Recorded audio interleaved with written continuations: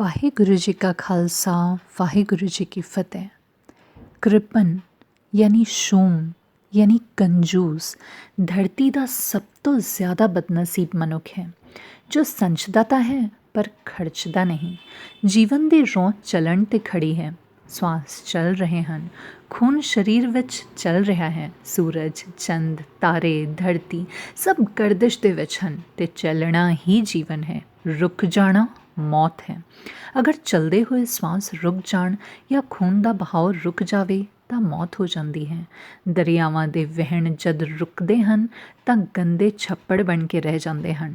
ਕੰਜੂਸ ਦੇ ਅੰਦਰ ਬੜੀ ਰੋਕ ਹੁੰਦੀ ਹੈ ਅਤੇ ਅੰਤ ਸਮੇਂ ਉਸਦੇ ਸਵਾਸ ਬੜੀ ਔਖਿਆਈ ਨਾਲ ਨਿਕਲਦੇ ਹਨ।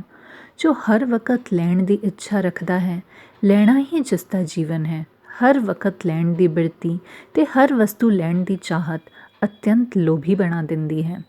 ਸ਼ੂਮ ਕਿਸੇ ਨੂੰ ਸਨਮਾਨ ਨਹੀਂ ਦੇ ਸਕਦਾ, ਸੁੱਖ ਸੰਪਦਾ ਨਹੀਂ ਦੇ ਸਕਦਾ ਅਤੇ ਧਨ 'ਤੇ ਤਾਂ ਉਸਦੀ ਪ੍ਰਾਣਾਂ ਨਾਲੋਂ ਵੀ ਜ਼ਿਆਦਾ ਪਕੜ ਹੈ।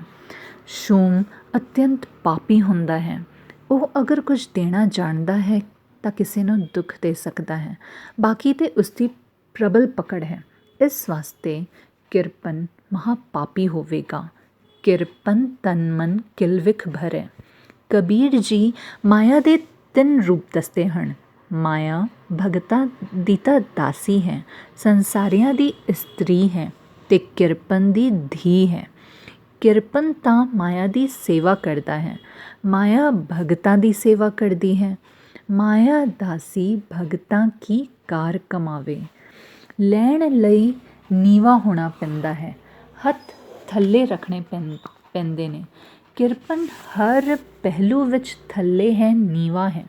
ਜੀਵਨ ਦੀ ਹਰ ਉੱਚਤਾ ਤੋਂ ਵਿਹੀਨ ਹੁੰਦਾ ਹੈ, ਬੇਰਸੀ ਜ਼ਿੰਦਗੀ ਗੁਜ਼ਾਰਦਾ ਹੈ। ਸ਼ੂਮ ਕੋਲ ਕੋਈ ਗੁਣ ਨਹੀਂ ਹੋਵੇਗਾ। ਪ੍ਰਫੁੱਲਤਾ, ਖੁਸ਼ੀ, ਰਸ ਉਸ ਵਕਤ ਮਿਲਦਾ ਹੈ ਜਦ ਕੁਛ ਦੇਈਦਾ ਹੈ। ਦਿੱਤੇ ਬਿਨਾਂ ਪ੍ਰਫੁੱਲਤਾ ਲੈਣੀ ਔਖੀ ਹੈ। ਵੰਡ ਕੇ ਖਾਣਾ ਸਿੱਖੀ ਦਾ ਆਦਰਸ਼ ਹੈ ਔਰ ਉਹ ਤਾਂ ਮਹਾਪੂਜਯ ਅਤੇ ਦੇਵਤਿਆਂ ਤੋਂ ਵੀ ਅੱਗੇ ਹੈ, ਜੋ ਕਿ ਵੰਡਣ ਜੋਗਾ ਵੀ ਨਾ ਹੋਵੇ ਤੇ ਵੰਡੇ।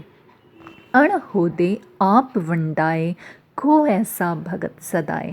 ਚੰਦਨ ਅਗਰ ਸੁਗੰਧੀ ਆਪਣੇ ਪਾਸ ਹੀ ਰੱਖ ਲਵੇ, ਵੰਡੇ ਨਾ ਤਾਂ ਸਾਰੀ ਮਹਿਮਾ ਗਵਾ ਬੈਠੇਗਾ।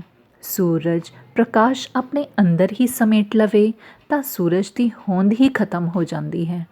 ਕਿਰਪਨ ਆਪਣੀ ਮਹਾਨਤਾ ਖੋ ਦਿੰਦਾ ਹੈ ਅਤੇ ਕਿਰਪਨ ਦੀ ਮਨੁੱਖੀ ਸਮਾਜ ਵਿੱਚ ਕੋਈ ਹੋਂਦ ਨਹੀਂ। ਸਤਿਗੁਰਾਂ ਨੇ ਦਸਵੰਧ ਕੱਢਣ ਦੀ ਪ੍ਰਥਾ ਚਲਾਈ, ਪਰ ਸ਼ੂਮ ਲਈ ਤਾਂ ਦਸਵੰਧ ਕੱਢਣ ਉਸਦੇ ਪ੍ਰਾਣ ਕੱਢਣਾ ਹੈ।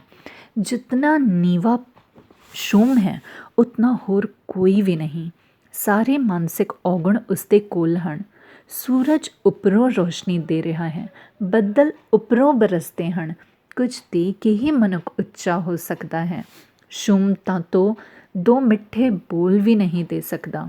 ਕਿਸੇ ਨੂੰ ਜਸ, ਸਨਮਾਨ, ਸੁੱਖ ਦੇਣਾ ਤਾਂ ਦੂਰ ਦੀ ਗੱਲ ਹੈ। ਇਸ ਵਾਸਤੇ ਸ਼ੂਮ ਕੋਲ ਸੁੱਖ, ਜਸ, ਸਨਮਾਨ ਹੁੰਦਾ ਵੀ ਨਹੀਂ, ਕਿਉਂਕਿ ਇਹ ਇੱਕ ਰੱਬੀ ਨਿਯਮ ਹੈ ਕਿ ਕੁਝ ਦੇ ਕੇ ਹੀ ਕੁਝ ਮਿਲਦਾ ਹੈ। ਦਿੱਤਾ ਲਈਏ ਆਪਣਾ, ਅਣ ਦਿੱਤਾ ਕੁਝ ਹੱਥ ਨਾ ਆਵੇ। ਵੰਡਣ ਨਾਲ ਬਰਕਤਾਂ ਮਿਲਦੀਆਂ ਹਨ, ਘਟਦਾ ਨਹੀਂ ਹੈ। ਸ਼ੂਮ ਤਾਂ ਸਿਰਫ ਧਨ ਦਾ ਰਖਵਾਲਾ ਹੈ, ਮਾਲਿਕ ਨਹੀਂ। ਮਾਲਿਕ ਤਾਂ ਉਹ ਹੈ ਜੋ ਵੰਡ ਸਕੇ, ਪੇਟ ਭਰ ਜਾਵੇ ਤੇ ਸ਼ੇਰ ਵੀ ਮਾਸ ਦੂਜਿਆਂ ਲਈ ਛੋੜ ਜਾਂਦਾ ਹੈ। ਇੱਕੋ ਮਨੁੱਖ ਹੀ ਐਸਾ ਹੈ ਜੋ ਭਰੇ ਪੇਟ ਵੀ ਦੂਜੇ ਦੀ ਮੂੰਹ ਦੀ ਬੁਰਕੀ ਖੋਂਦਾ ਹੈ। ਦੇਣ ਦੀ ਭਾਵੇਂ ਸਮਰਥਾ ਨਾ ਹੋਵੇ, ਸਿਰਫ ਦੇਣ ਦੀ ਭਾਵਨਾ ਵੀ ਮਨ ਨੂੰ ਪ੍ਰਫੁੱਲਿਤ ਰੱਖਦੀ ਹੈ। ਇੱਕ ਸੁੱਕੇ ਤੇ ਪਿਆਸੇ ਬੂਟੇ ਨੂੰ ਪਾਣੀ ਦਿੱਤਾ ਜਾ ਸਕਦਾ ਹੈ, ਕਿਸੇ ਨੂੰ ਹਲੇਮੀ ਦੇ ਮਿੱਠੇ ਬੋਲ ਦਿੱਤੇ ਜਾ ਸਕਦੇ ਹਨ। ਹਿੰਦੁਸਤਾਨੀ ਤਾਂ ਇਤਨਾ ਸ਼ੂਮ ਹੈ, ਗੱਡੀ ਜਾਂ ਬੱਸ ਵਿੱਚ ਜਗ੍ਹਾ ਵੀ ਹੋਵੇਗੀ ਪਰ ਦੇਣ ਨੂੰ ਰਾਜ਼ੀ ਨਹੀਂ, ਕਿਸੇ ਦੀ ਖੋਹਣ ਨੂੰ ਰਾਜ਼ੀ ਹੈ। ਇਹਨਾਂ ਛੋਟੀਆਂ ਘਟਨਾਵਾਂ ਤੋਂ ਮਨੁੱਖ ਦੀਆਂ ਬਿਰਤੀਆਂ ਦਾ ਪਤਾ ਚੱਲਦਾ ਹੈ। ਭਾਰਤ ਬਹੁਤ ਗਿਣਤੀ ਵਿੱਚ ਸ਼ੂਮ ਸਮਾਜ ਹੈ।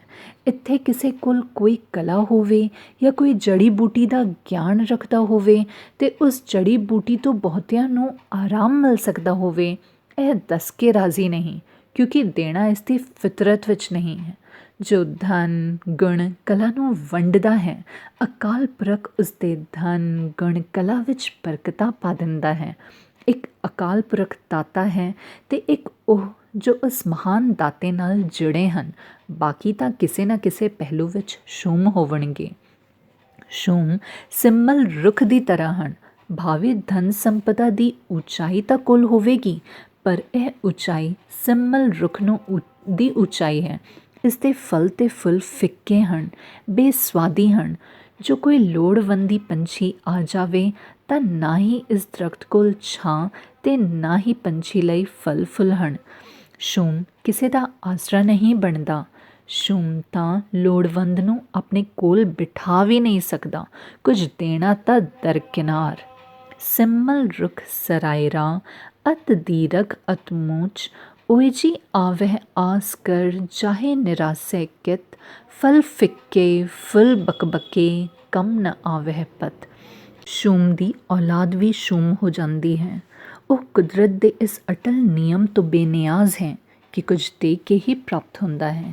ਈਰਾਨ ਦਾ ਪ੍ਰਸਿੱਧ ਸੂਫੀ ਸੰਤ ਸ਼ੇਖ ਸ਼ਾਦੀ ਦਾ ਕਹਿਣਾ ਹੈ ਕਿ ਪਰਮਾਤਮਾ ਕਿਸੇ ਸ਼ੂਮ ਨੂੰ ਧਨ ਅਤੇ ਸਮਰਥਾ ਨਾ ਦੇਵੇ ਅਤੇ ਕਿਸੇ ਫਰਾਖ ਦਿਲਦਾਨੀ ਸੁਭਾਅ ਵਾਲੇ ਨੂੰ ਕਮਜ਼ੋਰ ਅਤੇ ਤੰਗ ਦਸਤ ਨਾ ਕਰੇ।